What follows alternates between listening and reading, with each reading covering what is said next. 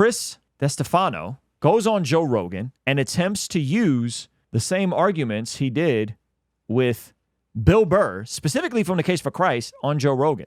A little bit of an apologetics back and forth is what we're about to see happen. I haven't seen this clip, but I saw Chris DeStefano have the same exact conversation with Bill Maher, who was not very entertained by him. So let's see how this goes with him. And all props to him. I think I reached out to him, encouraged him, man. Case for Christ, that's awesome. Glad he's reading it. That book was very helpful to me. The apologetics community has updated a bit since then. There's been new arguments, better arguments that I think are just as helpful. So let's see how this goes with Rogan. So like Noah, like, oh, get the fuck out of here. Well, I think it's true, but I think it's one of those things where they probably just took records differently back then. Like I think in China, I think you only celebrate your birthday once every 10 years. Oh. So you could be like, oh, I'm 500, but you're really not. Well, that would mean you're 5. Yeah, It's exactly. 50. Right. But I think, you know, human beings biologically, the only thing that's going to change how we age is science. And they're pretty close to being able to do that with a lot of things. And there's a few things you could do to mitigate aging today. And it does work. It does. But by the way, Chris made some pretty wild statements earlier in this podcast, so this is not like an endorsement of everything that happened here, just so we're clear. Does help you, but 500 years old. It's most likely that they just didn't know what the they were talking about. 350 years after the flood. He died at the age of 950. There you go. Terah was 128. No. The extremely long-lived antediluvian patriarchs died 350 years after the flood at the age of 950, when Terah was 128. The maximum human lifespan, as depicted by the Bible, gradually diminishes thereafter from almost 1,000 years to 120 years of Moses. See what I'm saying? Now, that's Old Testament. So, you know, I don't know. A lot of that stuff was story stuff. Yeah. But, dude, I'm telling you, this book, Case for Christ, the history, it's not even an opinion. He's not saying I want you to believe. He's like, here's the history. Here's why we... Dude, so like, if I said to you, Joe... I like it. He's about to start cooking. Let's go, Chris. Believe everything you've heard about Alexander the Great, right? You believe it. You know, he's fought in these battles. What they say, you just believe it's Alexander the Great. I'll read his biography. You'd say, yeah, sure. But then you'd be like, oh, but I don't believe they made the shit about Jesus. Okay. Alexander the Great, because what you'll always hear is, well, the Gospels were written 100+ years after Jesus died. Alexander the Great's first biography was written like 300 years after he died. So that right there is like, well, the historians of Jesus were much closer in time than, say, Alexander the Great. And even furthermore, back then, like the ancient Hebrews, they didn't have, before writing, they didn't write anything, so they would memorize the Old Testament and the Scripture. So that you had guys that they would pass down, right? They knew 5,000 pages of book inside of their head. So that's a great point, that most of the stuff we take at face value that history just kind of believes.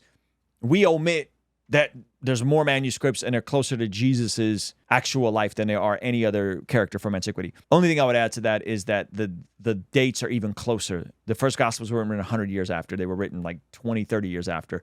So, and there was books like 1 Corinthians was probably written 10 to 15 years after. I believe 1 Corinthians was written in 40 or 50 AD. So there's books that predate the actual Gospels that were in the New Testament. Yes, the Gospels were 70 years later, but they were based off the accounts of people who were living at that time and up to like 25 years after it. And they say, oh, well, a game of telephone. I can tell you something goes around the room, telephone. By the time it gets to me, 10 people, what you just said is irrelevant. It's a totally different thing. I get it. But what they said is because of that ancient thing of, kind of having to pass down oral these Old Testaments because they couldn't write. It would be like if you're playing a game of telephone, but every person, I check with the person before to make sure the word I'm saying is right. And then I keep going. So then it's going to work because you're constantly checking. So that's what they said happened there. And I was like, okay. Well, that's a little bit of confirmation bias, because the real problem is like who said it originally. So what? And who decided? Eyewitnesses. That's who said it originally. The 12 eyewitnesses. The people that were around, the 500 people that were around Jesus was on earth for 40 days after his resurrection, his glorified body. That's who said, all those people that witnessed him. At one point, he was in front of 500 people, according to 1 Corinthians chapter 15, which is one of the oldest New Testament books. Decided what the words were originally. Okay, that I get that, which is true. But just for Jesus, this book was saying that the reason why they believe the historical accuracy of it is because his haters and the disciples were both saying the same thing. So you have the Romans saying, yeah, this is what happened, who hated him, and at that point would be like, get this guy out of here. He's basically causing a revolt. That's why we have to kill him. I think he's referencing Josephus, some Roman historians. I'm not sure who he's referencing here, but I like it. It's like somebody getting, a protester today. They were like, this guy, he's out. Right. And so they were saying, yeah, what you're saying happened. And then the tomb was empty. He caused a revolt. There was followers of his, of the way, right? And the disciples are saying it. Like a big thing is the resurrection, right? People say, really? He resurrected from the dead, and you're like, well, everybody agreed, haters, Romans, and the Jewish people, everybody agreed he died. That's 100%. That's why when they stab him and you say water came out, it wasn't water, it was fluid from his lungs because he was dead. And that's what would happen to you or I when we die, is we have this lung fluid that comes out. So that's what they said, oh, that's water. And that's what they made him divinity, but it was like a natural thing. He's dead, everyone agrees. And you say, well, they buried him in a tomb, and then the next day or 3 days later, the tomb's empty. People are like, so, you know, that made up. And they say 500 people saw him in the town. He's cooking. Romans He's cooking. and Hebrew. They saw him over the next couple of weeks. 500 independently sourced people, real, like corroborated, 500 people saw him. So you say, okay, so there's that. And then the other conspiracy theory is like, well, the disciples robbed his body. His tomb, the disciples just robbed his body. Because I think most people agree that there was accounts and the disciples were convinced that he came back and that they never produced a body. I want to say that's agreed upon by many historians, that they were convinced. Like Bart Ehrman is one of those guys who'll say, yes, they were convinced that they saw a bodily resurrected Jesus. I'm not sure if he will concede that the tomb was empty. So far, he's cooking. Because they didn't want him, they would hand over crucifixion victims to like the wild dogs. That used to be the way it was. If you got crucified, throw you in a pit, wild dogs eat you, or leave you on the cross, birds will eat you. That's how we deal with you. So they're like, that's why they were taking his body. And then you see like, well, that's probably not what happened. And the Romans themselves acknowledge there's no body in that tomb that we put in there 3 days ago. The body is not there, and we did it. So in order to save ourselves, we're going to say the apostles robbed it. But in reality, that's just a conspiracy, because the apostles would have no reason to rob it. They weren't expecting a bodily resurrection. The concept of this even happening was not something that they understood nor foresaw.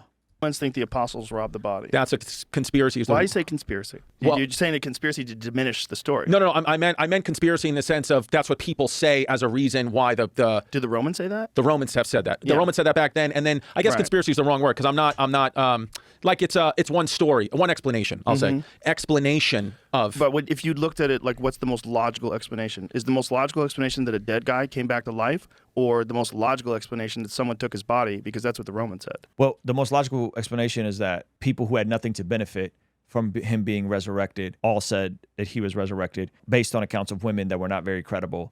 And then these regular dudes that were fishermen then go on and change the entire world, all based on something they would have all had to know was a lie, and they all get, for the most part, martyred.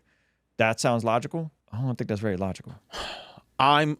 Because I'm saying that You is think that he came back to life? one time, and I'm not saying I'm crazy about it. I'm just saying, you know what?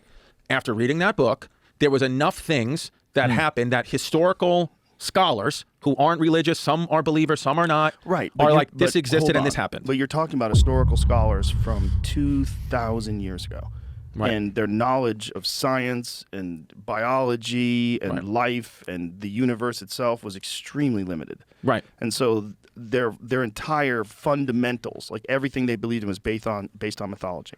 Everything was based on gods and demons and. Okay, so then what about this? All right, fine. What if the Romans? Okay, they made it up, right? I'm sorry. I mean, the Romans are correct. The disciples took the body, who everyone agreed was dead. What about the 500 people that saw him in the town over the next 6 weeks? Did you talk to those people? No. So who knows what they believed, but who knows what they actually believed?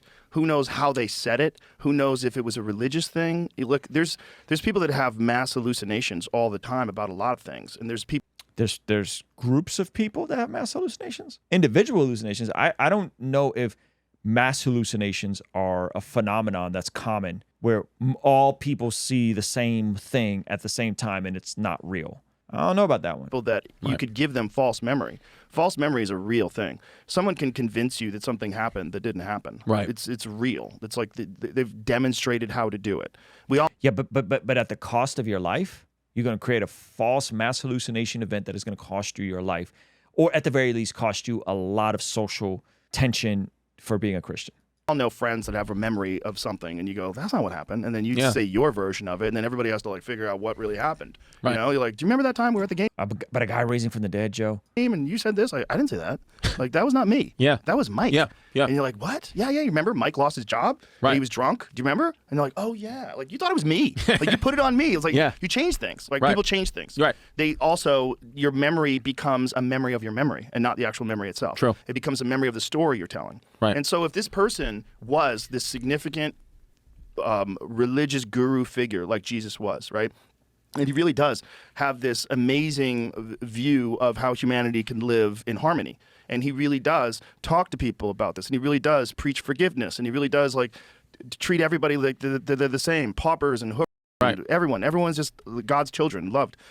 When that guy's gone, you're going to miss him, man. You're going to miss him bad. And Yeah. if you really do have a fundamental view of reality that's based entirely on myth, and you have connected this guy to the Son of Christ, or the Son of God, rather, this figure that is brought here to save us, and the Romans took him from us and killed him, and now he died for our sins, and the whole thing. Right. If you have that in your head, and then someone says, I saw him, like, I saw him too. Right. Like, people see the Virgin Mary in a grilled cheese sandwich. People see things. Yeah. It doesn't mean this man taking shots at the Virgin Mary. those things aren't there. Right. It doesn't mean that isn't a vision, but it also does mean that people see things that Yeah. aren't. And there's a lot of people that are not that bright.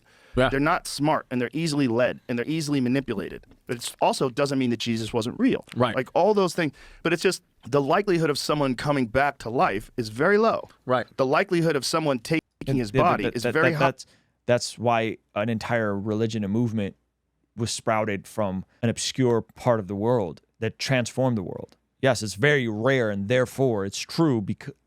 Anyway, Right. The likelihood of someone taking his body is very high. Right. So if you use like Occam's razor, the simplest solution, Right. the simplest answer is probably what you're searching for. the simplest answer is that he really grows, Joe. He really rose. That's the simplest answer.